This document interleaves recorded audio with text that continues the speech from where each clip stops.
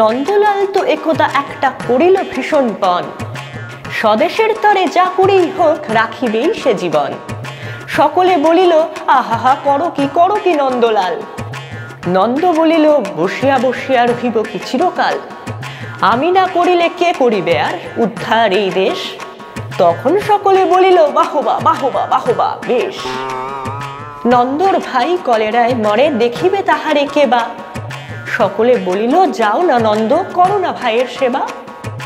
নন্দ বলিল ভাইয়ের জন্য জীবনটা যদি দিই, না হয় দিলাম কিন্তু অভাগা দেশের হইবে কি। বাঁচাটা আমার অতি দরকার ভেবে দেখি চারিদিক।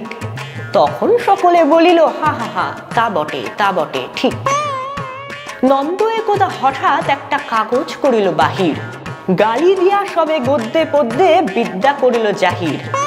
পড়িল ধন্য দেশের জন্য নন্দ খাটিয়া খুন, লেখে যত তার দ্বিগুণ ঘুমায় খায় তার 10 গুণ। খাইতে ধরিল লুচি ও ছোকা ও সন্দেশ থাল থাল। তখন সকলে বলিল বাহবা বাহবা নন্দলাল।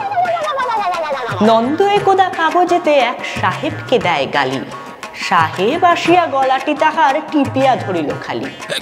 নন্দ বলিল আহা করো কি ছাড়ো না ছাই, কি হবে দেশের গলা টিপুনিতে আমি যদি মারা যাই। বলো কবিঘত নাকে দিব খত, যা বলো করিব তাহা। তখন সকলে বলিল বাহবা বাহবা বাহবা বাহা। নন্দ বাড়ির হতো না বাহির, কোথা কি ঘটে কি জানি। চড়িত না গাড়ি কি জানি কখন উল্টায় গাড়িখানি। নৌকা ফিশন ডুবিছে ভীষণ, রেলে কলিশন হয়। হাঁটিতে সর্প কুকুর আর গাড়ি চাপা পড়া ভয়। তাই শুয়ে শুয়ে কষ্টে বাঁচিয়ে রহিল নন্দলাল। সকলে বলিল ভেলারে নন্দ বেঁচে থাক চিরকাল।